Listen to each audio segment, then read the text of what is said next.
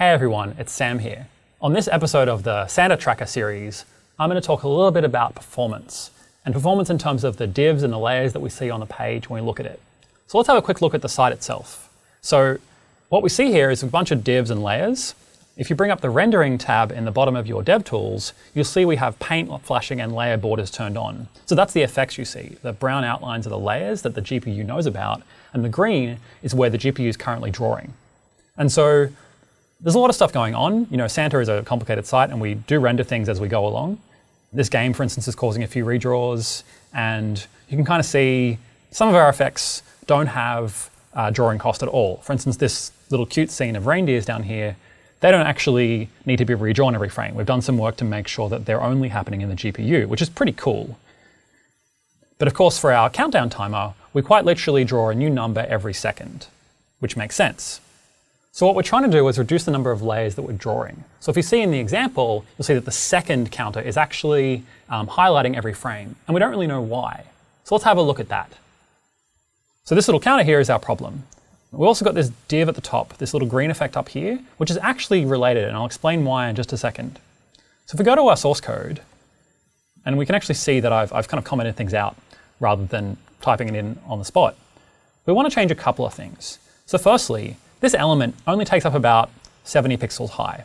And that's fine, right? That's how you want to use the element. But note that it actually gets bigger around the top and bottom, because we have this effect of this number appearing and disappearing as the number changes.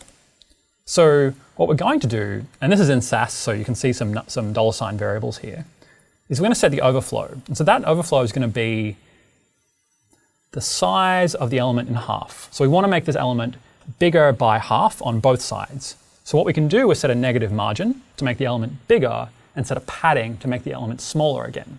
What that means is that we can force the GPU to make a bigger layer, which is really good because it'll then contain our elements that move up and down as we count. We've also set a z-index and set the overflow hidden, because we can now tell the browser, hey, this layer, which is now bigger, really doesn't have anything outside it. Whereas previously our core layer actually couldn't be restricted, right? It overflowed. Those things did expand out of its space. So now if we hit save and hopefully refresh, it should happen automatically. We'll see that actually we've got this bigger element here.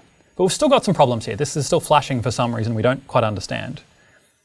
What's actually happening here is this minutes and seconds and hours thing, that layer is on top of the numbers, not below the numbers. And that sounds a bit counterintuitive, right? Because surely the numbers are kind of below the text there. But because they're in the wrong way, the browser thinks that it needs to redraw that text every frame, which isn't quite true. So what we're going to do is go down here and say, this holder, which contains our number, let's put it on top. Let's make its z-index much higher.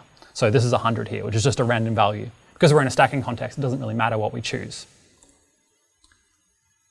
So if we refresh the page, and that happens automatically, you'll see that now that number is just ticking up on its own.